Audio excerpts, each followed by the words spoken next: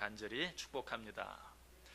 느헤미야서는 크게 두 부분으로 나누어집니다. 느헤미야 1장부터 7장까지와 그리고 8장부터 끝장까지로 나눌 수 있는데, 앞부분 1장부터 7장까지의 내용은 예루살렘 성을 재건하는 내용이 나오고요, 8장부터는 그 재건된 예루살렘 성에 찾아온 놀라운 부흥의 역사에 대해서 기록하고 있습니다. 그렇다면 이제 느헤미야의 첫 번째 부분이 이제 끝이 나는 것이죠. 그래서 오늘까지 느헤미야, 예루살렘 성 재건에 관한 느헤미야서 강의를 일단 마치고 다음 주부터는 요한복음에 대한 말씀을 드리려고 합니다. 그리고 나서 또 다시 이 느헤미야의 후반부에 대해서 여러분에게 말씀을 드리려고 하는데요. 자, 오늘 이 느헤미야 예루살렘 성 재건에 관한 마지막 부분을 마치면서 어떤 내용이 나와 있는가? 자, 느헤미야가 예루살렘 성을 재건했습니다. 도무지 이룰 수 없는 일인데 정말 기적과 같이 하나님의 은혜로 예루살렘 성을 재건했어요. 그리고 나서 제일 먼저 한 일이 뭐였죠? 사람들을 세우는 일이었어요. 문지기를 세우고 노래하는 자들을 세우고 그리고 레위인들을 세웠습니다. 그리고 나서 어떻게 하죠? 자기 아우 하나니와 또 하나냐, 영문의 간원이었던 하나냐를 지도자로 세워서 이 이스라엘 백성들을 다스리게 하는 그런 모습을 보게 되죠. 이것은 너무나 당연한 것이라고 그랬어요. 하드웨어와 같은 예루살렘 성을 재건한 후에 이제는 그 재건된 예루살렘 성을 잘 다스릴 수 있는 소프트웨어, 지도자들을 세우고 사람들을 세우는 일, 이 일은 정말 중요한 일이고 또 마땅히 해야 할 일이다. 자, 그리고 나서는 어떻게 하죠? 이제는 적재적소에 사람들을 배치해서 그 성을 다스리게 하는 것을 보게 되죠. 어떻게 했습니까? 자기 집에서 제일 가까운 부분, 아니 자기 집 앞을 자기들이 스스로 파수하게 하는 그런 방법으로, 비록 예루살렘 성 안에 사람들이 적었지만 너희들 집 앞에 있는 부분들은 너희가 지켜라. 그렇게 해서 이 재건된 예루살렘 성을 스스로 잘 지키도록 효과적으로 사람들을 잘 배치하는 그런 모습도 보았어요. 그리고 바로 지난 시간에는 이제 7장 그 앞부분에 길게 나와 있는 내용을 통해서 느헤미야가 뭘 행했죠? 인구 조사를 행하잖아요. 그래서 이 예루살렘 성 안에 있는 사람들을 계보대로 잘 파악하고 또 그 계보대로 임무와 역할을 맡겨서 모든 일들을 잘 감당하게 하는 그런 모습을 우리가 생각해 보았어요. 자, 그런데 이제 모든 일이 거의 끝난 것 같아요. 예루살렘 성이 재건되었고 필요한 모든 사람들을 적재적소에 잘 배치하고 이제는 모든 예루살렘 성 일들이 아주 잘 제대로 순조롭게 잘 돌아갈 것 같아요. 그런데 아직도 한 가지 마무리되지 않은 일이 있어요. 아니 어쩌면 가장 중요한 일 한 가지가 남아 있어요. 그것이 무엇이었을까요?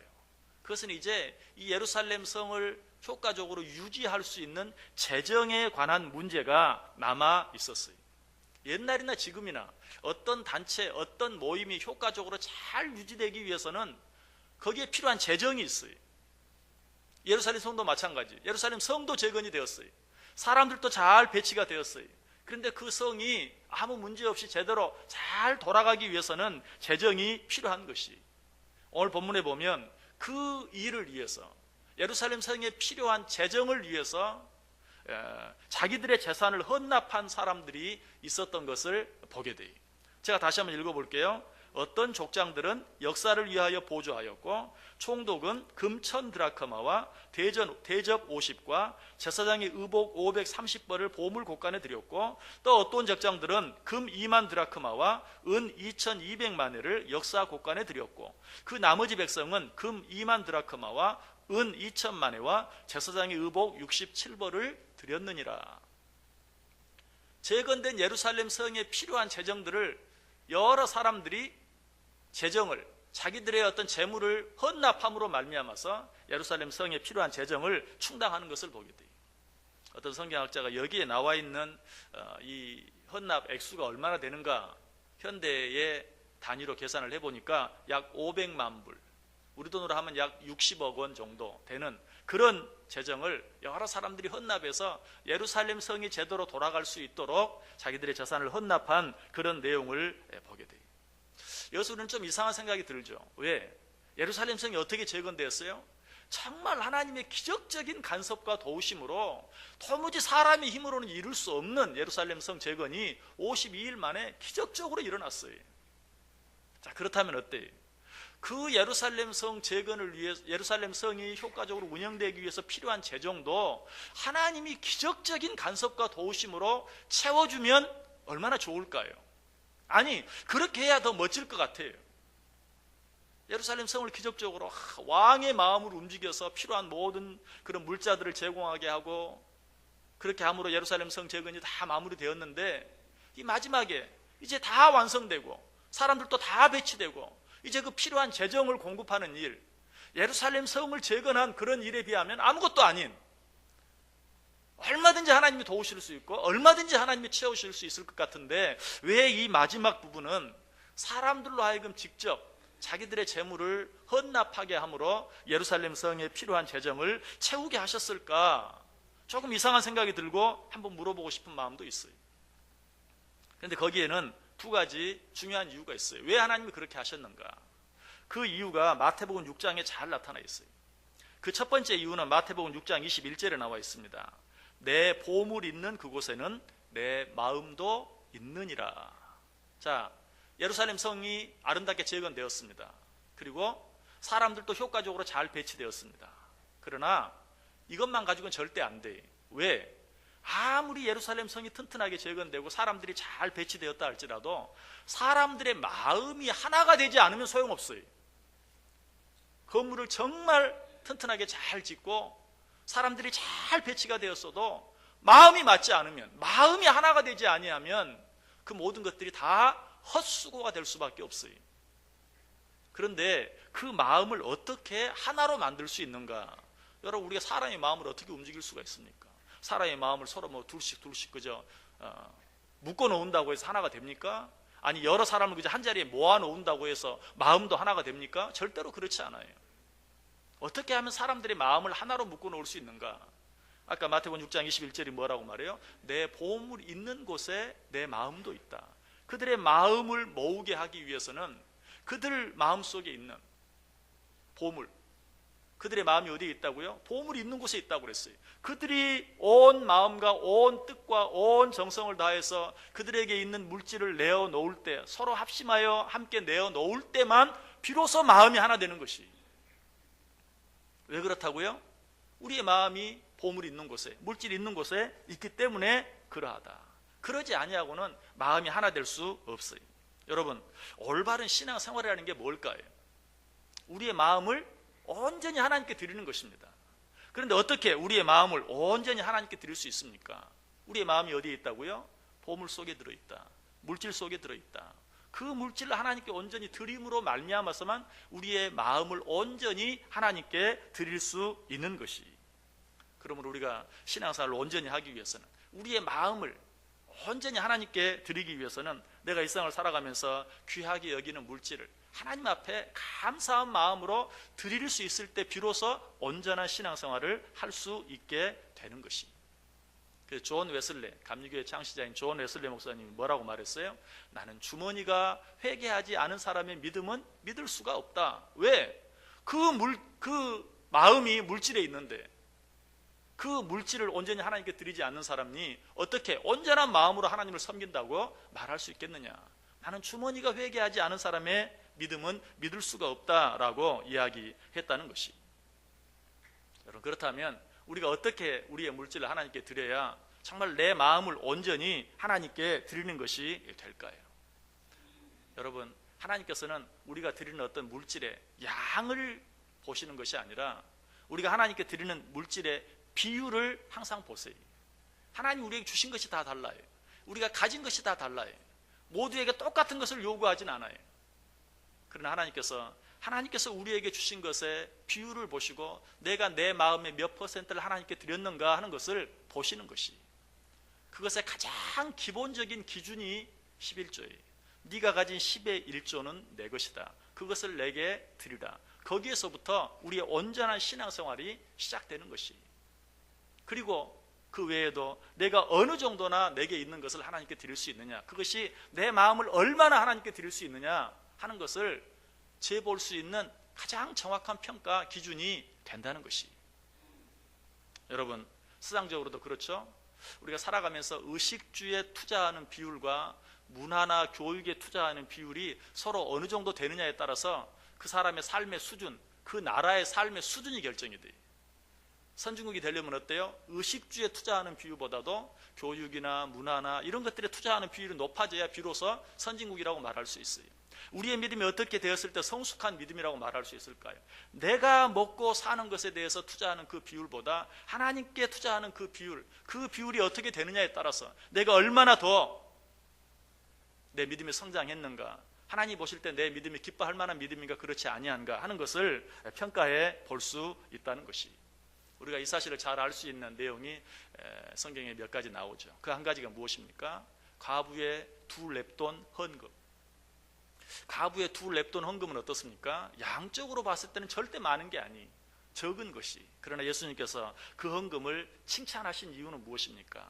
그것이 그 과부가 가졌던 전부였기 때문에, 100%였기 때문에, 양은 아주 적지만 그가 가진 것의 100%였기 때문에 하나님께서는 그가 많은 것을 드렸다, 여기서 헌금한 다른 모든 사람보다도 더 많이 드렸다라고 칭찬해 주셨던 것이. 또 한 가지 사건을 든다면, 예수님께서 5,000명을 먹이신 오병이어의 기적을 행하셨을 때 누가 내놓은, 지극히 작은 소년 하나가 내놓은 도시락, 그 도시락이 어떻습니까? 5,000명을 먹이고도 12광주리가 남는 기적을 일으켰어요. 여러분, 그 도시락은 아주 작은 것이었어요.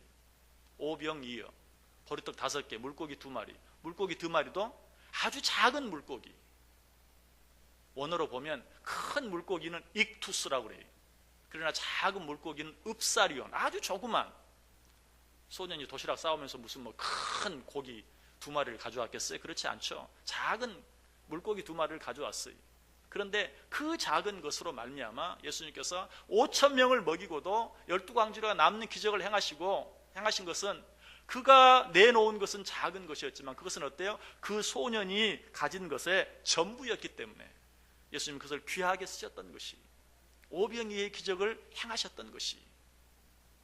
여러분, 우리가 하나님께 무엇을 드리고도 내 마음에 기쁨과 자유함이 없다면 왜 그럴까요?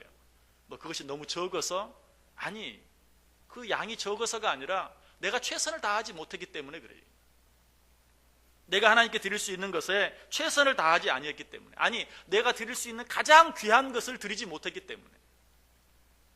과부가 두 렙돈을 드리면서 어때요? 물론 부족합니다 하는 마음으로 드렸겠죠. 하지만 그 이상 자기가 할 수 있는 일이 없었어요. 거기에 어떤 부끄러움도 있을 수 없어요. 이 소년이 자기 도시락 내놓으면서 너희가 가진 것이 무엇이냐, 이 작은 도시락 하나를 내놓으면서 어때요? 그 소년은 자기가 할 수 있는 전부를 드렸어요. 거기에는 어때요? 아, 내가 무엇인가를 드릴 수 있었다는 것, 기쁘다. 기쁨이 있고 자유함이 있었을 거예요. 우리 가운데 하나님께 예물을 드리면서도, 하나님께 우리의 모든 삶을 드리면서도 진정한 기쁨과 자유함이 없다면 왜 그럴까요? 너무 작아서? 그게 아니라 내가 정말 최선을 다하지 못했기 때문에, 내가 가장 귀한 것으로 하나님께 드리지 못했기 때문에. 여러분, 예루살렘 성이 재건되고 지금 예루살렘 성에 가장 필요한 것, 가장 중요한 것은 무엇이라고요? 그들의 마음이 하나 되는 것이었어요. 그런데 어떻게 그들의 마음을 하나 될 수 있을까? 무슨 정신교육을 통해서 되는 게 아니, 그런 건 한계가 있어요. 그들의 마음이 온전히 하나 되게 하기 위해서는 그들의 마음이 있는, 보물이 있는 곳에 그들의 마음이 있다고 그랬어요. 그들의 마음이 있는 보물을 아낌없이 내어놓을 수 있을 때 비로소 그들의 마음이 하나 될 수 있는 것을 하나님은 아셨어요. 그래서 모든 일을, 정말 힘들고 어려운, 인간의 힘으로는 할 수 없는 일은 하나님이 다 해주셨지만, 이제 내가 너희들 원하는 것이 있다. 너희들의 마음이 하나 되어야 예루살렘 성을 너희들이 지킬 수 있고 이 안에서 너희들이 행복하게 살 수 있는데, 그 일만큼은 너희들이 가진 것을 최선을 다해서 내어놓을 때 비로소 너희들의 마음이 하나 될 수 있다. 하나님은 이것을 아셨기에 그 엄청난 일들은 해주시고도 어떻게 보면 하나님의 입장에서 봤을 때는 지극히 작은 일, 예물을 드리는 그런 일들은 너희들이 힘을 모아 최선을 다해서 이 일을 감당하라라고 말씀하신 것이. 또 한 가지, 하나님께서 왜 그 엄청난 일들, 그 힘든 일들은 다 해주시고 이 마지막에 지금까지 되어진 일로 보면 지극히 사소한 물질을 드리는 일, 이 일만큼은 너희들이 직접 해라 라고 말씀하시고 그것을 성경에 기록해 놓으셨을까?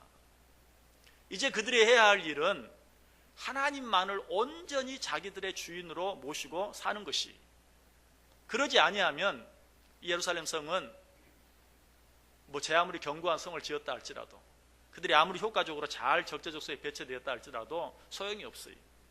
이번에 인천공항이 뭐 여러 가지로 순환을 당하죠. 여기가 뚫리고 저기가 뚫리고. 그런데 그 가장 중요한 이유 한 가지를 이야기하라면 뭐라고 말할 수 있어요? 컨트롤 타워가 없었다. 뭐 그 안에는 뭐 법무부도 있고 경찰도 있고 검찰청도 있고 여러 부서들이 그 안에서 일하고 있는데 그것들을 효과적으로 하나로 통제할 수 있는 컨트롤 타워가 없었다 라고 뉴스에서 이야기하는 걸 들었어요. 예루살렘 성도 마찬가지. 지금까지 모든 일이 잘 되었어요. 그러나 그 예루살렘 성이 제대로 유지되기 위해서는 컨트롤 타워가 있어야 돼요. 이 예루살렘 성의 전체 주인이 누구인가를 분명히 알고 있어야 돼요. 그 주인이 누구예요? 하나님이에요. 그런데 한 주인만을 섬기기 위해서는 어때야 돼요? 다른 어떤 것을 주인으로 섬기면 안 돼요. 주인이 둘이면 안 돼요. 하나님은 그것을 아셨어요. 그래서 이스라엘 백성들로 하여금 한 주인만을 섬기게 하기 위해서 그들로 하여금 그들이 가진 헌물을 드리게 했던 것이, 아니 한 주인을 섬기는 것과 헌금을 하는 것과 무슨 관계가 있는가? 역시 마태복음 6장 24절에 보면 아주 깊은 관계가 있는 것을 알게 되죠. 한 사람이 두 주인을 섬기지 못할 것이니 혹 이를 미워하고 저를 사랑하거나 혹 이를 중히 여기고 저를 경히 여김이라. 너희가 하나님과 재물을 겸하여 섬기지 못하느니라. 예루살렘 성, 그렇게 힘들게 어렵게 재건된 예루살렘 성이 잘 유지되기 위해서는 한 주인만 있어야 돼요. 하나님이 온전히 그 성의 주인이 될 수 있어야 돼요. 그런데 사람들의 마음속에는 일반적으로 어때요? 하나님뿐만 아니라 재물도 함께 섬길 수 있는, 섬기기를 원하는 그런 마음들이 있어요. 그렇게 해서는 절대로 예루살렘 성이 화평할 수 없어요. 예루살렘 성이 견고히 설 수가 없는 것이, 사공이 많으면 배가 산으로 간다 그렇게 말해요. 자, 그런데 사공이 아니라 선장이 많으면 어떻게 될까요? 그 배는 금방 파산할 수밖에 없어요. 마찬가지 예루살렘 성이 든든히 서기 위해서는 주인이 하나여야 돼요. 그들의 마음이 온전히 하나 되어야 돼요. 사람은 한 주인을 섬길 수 있도록 창조되었지 두 주인을 섬길 수 있도록 만들지 않았어요. 마치 한 남자가 한 여자를 아내로 맞아, 한 여자가 한 남자를 아내로 맞아 살게 했던 것처럼 하나님께서 우리 인간을 창조하실 때 한 주인만 섬기도록 창조하신 것이. 여러분, 남자분들 한번 생각해 보세요. 만약에 여러 부인을 거느리고 산다면, 그래요, 잠깐은 나도 모르게 입꼬리가 좀 올라갈지도 몰라요. 그런데 결국 어떻습니까? 아이고, 한 부인 데리고 살기도 어려운데 둘, 셋 데리고 살면 얼마나 힘들까? 이렇게 말하면 또 여자분들이 좀 덜 행복하죠. 아니 뭐 어쨌든 여러분, 그러나 사실은 우리 여자분들 입장에서 생각해 보면 그래요. 무슨 소리? 두 부인, 세 부인 데리고 사는 것보다 한 남자 데리고 사는 게 더 힘들어. 그렇게 생각하지 않으십니까? 저는 그 말이 맞다고 생각해요. 왜? 가끔 두 부인 데리고 사는 남자들은 종종 있어요. 그런데 두 남편 데리고 사는 사람들은 거의 없어요. 왜 그럴까요? 두 부인, 세 부인은 그래도 어떻게 좀 데리고 살만한데 두 남편은 절대 안 돼. 여자분들이 남자들 데리고 사는 게 훨씬 힘들어요. 자, 어쨌든 남자든 여자든 가릴 것 없이 한 남자는 한 여자를, 한 여자는 한 남자를 아내로, 남편으로 모시고 살게 돼 있는데 두 부인 데리고 살고 두 남편 데리고 살면 너무 힘든 거예요. 왜 그렇다고요? 하나님이 한 주인만 섬기도록 창조했기 때문에. 신앙생활도 마찬가지. 여러분, 한 주인만 섬기고 살아야 우리가 신앙생활을 기쁘게, 재미있게, 즐겁게 할 수 있는 것이지 두 주인을 데리고는 절대로 신앙생활을 기쁘게 할 수 없어요. 재미있게 할 수 없어요. 여러분, 혹시 신앙생활이 참 힘들다라고 느끼시는 분 계십니까? 그렇다면 내가 하나님 외에 다른 어떤 것을 주인으로 삼고 있지 않는가 한번 확인해 볼 필요가 있어요. 우리 인간들은 대부분 하나님 외에, 하나님을 믿는다, 아니 하나님만을 믿고 산다라고 하면서도 명예나 쾌락이나 혹은 자녀들이나 건강이나 이런 것들을 자기의 또 다른 주인으로 모시고 살아갈 때가 참 많이 있어요. 우리 한번 확인해 봐야 돼. 신앙생활이 참 어렵다, 힘들다. 왜 그럴까? 하나님 외에 다른 어떤 주인이 있기 때문에 그래요. 그런데 이 마태복음에서는 어때요? 여러 주인, 뭐 명예라든지 쾌락이라든지 또 건강이라든지 자녀라든지 이런 것도 우리의 주인이 될 수 있는데 그 가운데 한 가지를 꼭 집어서 말하죠. 그것이 무엇이라고요? 하나님과 재물을 겸하여 섬기지 못하느니라. 하나님 외에 우리에게 많은 주인이 있을 수 있는데 대부분의 사람들, 거의 모든 사람들 속에 있는 하나님 외에 또 다른 주인이 물질이기 때문에, 돈인 경우가 많이 있기 때문에 마태복음 기자는 우리 속에 있을 수 있는 하나님 외에 많은 주인들 가운데 특별히 무엇을? 물질을, 재물을 집어서 너희가 하나님과 재물을 겸하여 섬길 수 없다라고 말하고 있는 것이, 실제로 우리가 솔직하게 우리 자신들을 생각해 볼 때 정말 그 말이 맞는 것을 알 수 있어요. 우리가 명예로부터 설령 좀 자유롭다 할지라도, 어떤 쾌락으로부터 좀 자유롭다 할지라도, 또 건강이나 자녀들로부터 좀 자유로울 수 있다 할지라도 대부분 우리가 어때? 이 물질로부터는 자유롭지 못한, 온전히 벗어나지 못한, 하나님을 섬긴다고 하면서도 그 물질을 같이 함께 섬기고 살아가는 그런 삶을 살아갈 때가 많은 것을 보게 돼요. 여러분, 지금 예루살렘 성이 재건되었다고 했어요. 자, 그 예루살렘 성이 온전히 그 기능을 다하기 위해서는 한 주인만 섬겨야 돼요. 그 일을 위해서 하나님께서는 어떻게 하셨다고요? 그들로 하여금 그들이 가장 아끼는 재물을 그들의 주인이 되지 못하도록 오직 하나님만을 바라보고 하나님만을 섬기게 하기 위해서 너희가 너희 힘으로 헌금해서 이 예루살렘 성에 필요한 재정을 충당하라라고 말하고 있는 것이, 여러분, 돈은 우리가 살아가면서 참 필요한 것입니다. 돈이 없으면 참 불편하고 힘들죠. 그러나 기억해야 될 것은 돈은 어디까지나 수단이지 목적은 아니에요. 또 우리가 돈으로 할 수 있는 일들은 해도 되고 안 해도 되는 일들이 대부분이에요. 돈으로 살 수 있는 것도 그래요. 돈으로 살 수 있는 것은 내가 있어도 되고 없어도 그만인 것들은 살 수 있어요. 그러나 반드시 있어야 되는 것, 그런 것들은 돈으로 살 수 없어요. 그래서 이런 말이 있잖아요. 돈으로 침대는 살 수 있다. 그러나 돈으로 잠은 살 수 없다. 돈으로 집은 살 수 있다. 그러나 돈으로 가족은 살 수 없다. 돈으로 약과 의사는 살 수 있어요. 그러나 돈으로 건강을 살 수는 없는 것이에요. 이처럼 돈은 있어도 되고 없어도 되는 것은 살 수 있지만 반드시 있어야 되는, 없어서는 안 될 것들은 돈으로 살 수가 없어요. 그래서 세네카는 이런 말을 했죠. 돈은 어떤 사람도 부유하게 만들어준 적이 없다. 왜냐하면 그것으로 인해 진정한 만족을 얻은 사람은 세상에 아무도 없기 때문에. 돈은 우리를 진정으로 부유하게 만들어주지 못해요. 어느 정도까지는 내가 좀 부유해졌다라고 느낄 수 있게 해줄지 몰라요. 그러나 그 이상은 안 돼요. 진정한 만족과 진정한 행복은 줄 수 없어요. 오히려 그 후에 더 큰 공허함이 찾아올 때가 많아요. 전도서 5장 10절에 보면 은을 사랑하는 자는 은으로 만족하지 못하고 풍요를 사랑하는 자는 소득으로 만족하지 못하나니 이것도 헛되도다. 여러분, 이것을 가장 잘 증명해 주는 사회 현상 가운데 하나가 뭡니까? 자살이죠. 못 살고 힘든 나라에서는 절대 자살률이 높지 않아요. 자살률이 높은 나라는 항상 이제는 살만하게 된 나라들이 자살률이 높아져요. 왜 그렇습니까? 돈이, 물질이 우리의 삶을 조금 편하게 만들어주긴 하지만 그러나 진정한 행복은 가져다 주지 못하고, 아까도 말씀드렸던 것처럼 오히려 어느 정도 이루어졌을 때 마음에 찾아오는 공허감, 허무함, 이런 것들을 어찌할 수 없기 때문에 오히려 어느 정도 살게 되었을 때 허무함을 느끼고 스스로 목숨을 끊는 일들이 많이 생기고, 또 그런 사이에 더 정신분열증이나 우울증과 같은 그런 병들도 더 많이 생겨나는 것을 우리가 부인할 수 없는 것이, 그럼에도 불구하고 우리는 돈으로 행복을 살려고 해요. 돈으로 만족을 살려고 해요. 돈으로 기쁨을 살려고 해요. 그러나 돈으로 그런 것들을 살 수 없어요. 성경에도 돈으로 그런 것을 살려고 했다가 저주를 받은 사람이 나오죠. 마술사 시몬이. 제자들이 병 고치는 그런 기적을 행하는 것을 보면서 이 마술사 시몬이 돈으로 그 하나님의 은사를 살려고 했어요.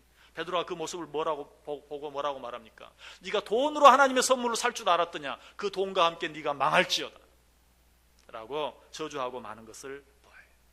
물질은 그런 것이 우리의 삶에 필요한 것이고 우리의 삶을 살아가는 데 수단이 되기도 되지만, 그러나 그것이 우리의 진정한 목적이 될 수도 없고 우리를 진정으로 행복하게 해줄 수 없어요. 우리에게 만족을 줄 수 없어요. 그래서 하나님께서 지금 어떻게 하고 있어요? 이 예루살렘 성 재건을 마친 후에, 어쩌면 예루살렘 성 재건에 비하면 지극히 작은 부분이지만 그것은 너희들이 스스로 너희들이 가장 귀하게 여기는 물질을 내어놓음으로 이 예루살렘 성이 이제 잘 유지되도록 하라. 그것만이 너희가 한 하나님을 섬기고 그로 말미암아 이 예루살렘 성이 견고하게 될 수 있는 방법이다. 10길 물속은 알아도 한 길 사람 속은 모른다 하는 말이 있어요. 정말 그렇죠. 여러분들 이 말씀이 꼭 다른 사람에게 해당됩니까? 저 사람 참 어떤 사람일까? 우리가 알 수 없죠. 물론 다른 사람은 더더욱 몰라요. 그렇지만 나 자신도 몰라요. 다른 사람은 둘째치고 나 자신도 몰라요. 여러분 나 자신의 생각도 어때요? 이랬다 저랬다 하잖아요. 여러분 어제 결심한 대로 오늘 행하십니까? 아니, 그렇게 하지 못할 때가 많아요. 어제는 철석같이 그렇게 하기로 약속해놓고도 오늘은 또 마음이 달라요. 그런 우리들의 마음을 보고 뭐라고 말해요? 화장실 갈 때 마음 다르고 올 때 마음 다르다. 조변 섞게 아침에 먹으면 마음 다르고 저녁에 먹으면 마음 달라요. 내 마음도 내가 어찌할 수 없고 내 마음도 내가 어떤 마음인지 알 수 없어요. 여러분 그 마음을 한번 확인해 보고 싶습니까? 내 마음이 어떤 마음인가? 여러분이 하나님을 얼마나 사랑하는지. 내가 분명 하나님 사랑하십니까? 여러분 아멘, 다 하나님 사랑한다고 말할 거예요. 그러나 얼마나 하나님을 사랑하십니까? 여러분 한번 확인해 보고 싶지 않으십니까? 어떻게 확인할 수 있을까요? 이 말씀드린 것처럼 물질이 있는 곳에 마음이 있다고 했어요. 하나님을 향한 내 마음이 얼마나 되는지는 내가 하나님 앞에 내가 가진 것의 얼마를, 몇 퍼센트를 하나님께 기쁨으로 드릴 수 있는가, 그것으로 내 믿음을 확인해 볼 수 있어요. 하나님을 향한 내 마음을 확인해 볼 수 있어요. 좀 유치한 방법 같지만 그러나 우리는 그렇게 유치한 존재들이에요. 여러분이 삶을 살아가면서 뭐에 관심이 있는가, 여러분이 가진 물질을 무엇에 가장 많이 쓰는가 보면 알아요. 자녀에 가장 많이 쓰면 그것은 자녀의 내 마음이 가장 많이 가 있는 거예요. 어떤 취미생활을 하는 사람들을 보면 음악을 좋아하는 사람들은 뭐 별것 아닌 그런 음반 하나를 엄청난 고가를 주고 구입을 하는 사람이 있어요. 그 사람의 관심은 어디에 있어요? 음악에 있어요. 그림을 좋아하는 사람은 어때요? 우리가 봤을 때는 뭐 내 집에 붙어있는 달력에 있는 그림과 하나도 다를 바가 없는데 엄청난 돈을 주고 그 그림을 사요. 그 사람의 관심은 어디에 있어요? 그림에 있어요. 화초에 관심 있는 사람은 어떻습니까? 내가 봤을 때는 뭐 들 길가에 있는 잡초나 별반 다를 바가 없는데 그것을 비싼 돈을 주고 사요. 그 사람의 관심은 어디에 있어요? 거기에 있는 것이.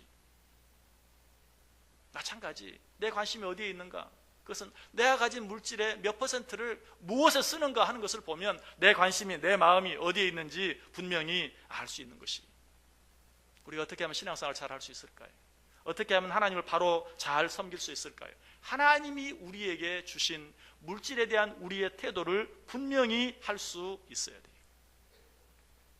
여러분 물질이 축복입니까? 아니. 물질은 축복이 아니. 물질이 나쁜 것이다 그런 말이 아니. 물질은 축복이 될 수도 있고 되지 않을 수도 있어요. 왜? 잘 사용하면 축복이지만 잘 사용하지 못하면 저주가 되잖아요. 그러면 물질 자체는 축복이 아니. 물질은 뭐예요? 은사예요. 그래서 물질을 잘 사용하면 축복이 되고 잘 사용하지 않으면 저주가 되는 거예요. 왜? 물질은 은사이기 때문에. 은사는 쌓아두라고 주는 게 아니, 은사는 잘 사용하라고 주는 것이. 그것을 우리가 잘 알 수 있는 게 바로 달란트 비유죠. 달란트는 은사예요. 그런데 그 중에 한 사람, 10달란트 받은 사람, 5달란트 받은 사람, 1달란트 받은 사람, 1달란트 받은 사람은 어땠어요? 그 물질을 그냥 그대로 수건에 싸서 땅속에 묻어두었다가 그대로 내어놓았을 때 큰 책망을 받을 수밖에 없어요. 얼마나 남겼느냐 그건 중요하지 않아요. 하나님이 사용하라고 달란트를 주셨는데, 은사를 주셨는데 그것을 사용하지 않고 묻어두었기 때문에 책망을 받을 수밖에 없었던 것입니다. 고 이병철 회장이 죽기 직전에 의사에 그렇게 말했다고요. 내 생명을 1년만 연장해 줄 수는 없느냐. 나는 지금까지 돈 벌기 위해서 내 온 시간을 다 투자했다. 그런데 한 번도 멋지게 사용해 보지를 못했다. 내게 1년만 시간을 더 준다면 내가 정말 이 돈을 멋지게 한번 사용해 보고 싶다. 그러나 그 돈을 멋지게 사용해 볼 수 있는 1년을 더 살지 못하고 세상을 떠났어요. 그런데 그 아들 이건희 회장도 마찬가지인 것 같아요. 아버지로부터 그렇게 많은 것을 받아서 정말 더 많은 것들을 일구어 놓았지만 그도 역시 그가 그토록 힘들게 어렵게 만든 것들을 정말 멋있게 아름답게 사용해 보지 못하고, 죄송한 표현이지만 죽을 날만 기다리고 있는 그런 운명이 되고 만 것 같아요. 안타까워요.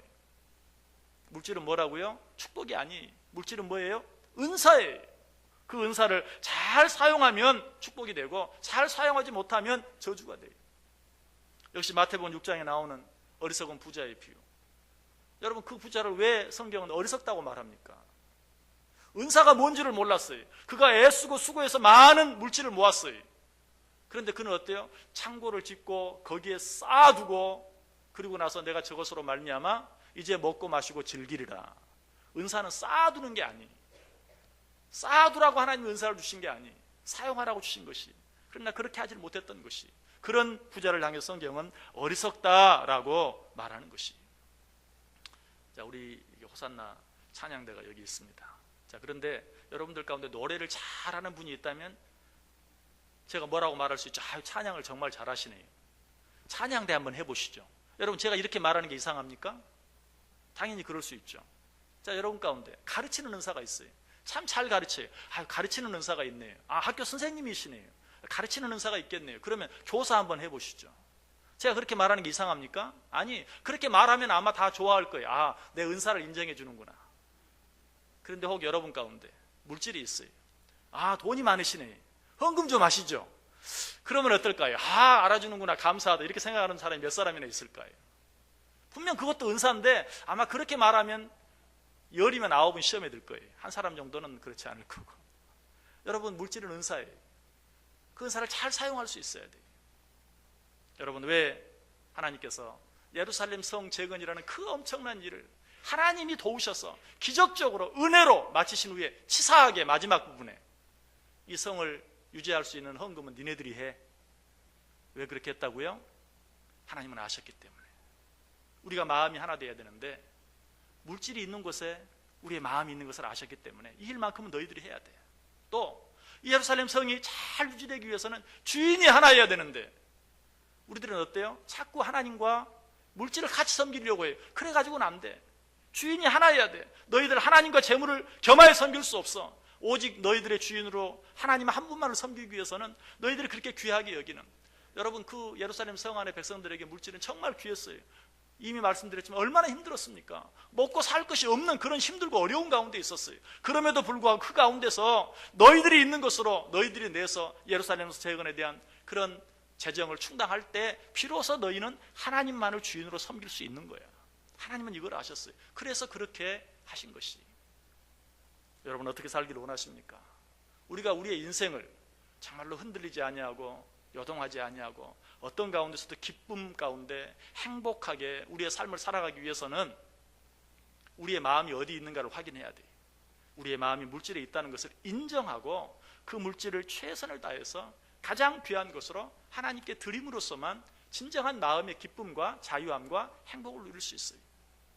우리가 이 세상을 살아가면 절대로 하나님과 물질을 겸하여 섬길 수 없다는 사실을 인정하고 하나님만을 주인으로 섬기겠다는 마음에서 이 세상에서 그렇게 귀하게 여기는 그 물질을 정성을 다해 아낌없이 하나님 앞에 드림으로 말미암아서만 하나님을 한 주인으로 섬길 수 있고, 그렇게 할 때만 내게 진정한 기쁨과 자유함과 행복과 만족이 있을 수 있다는 사실을 인정해야 돼요.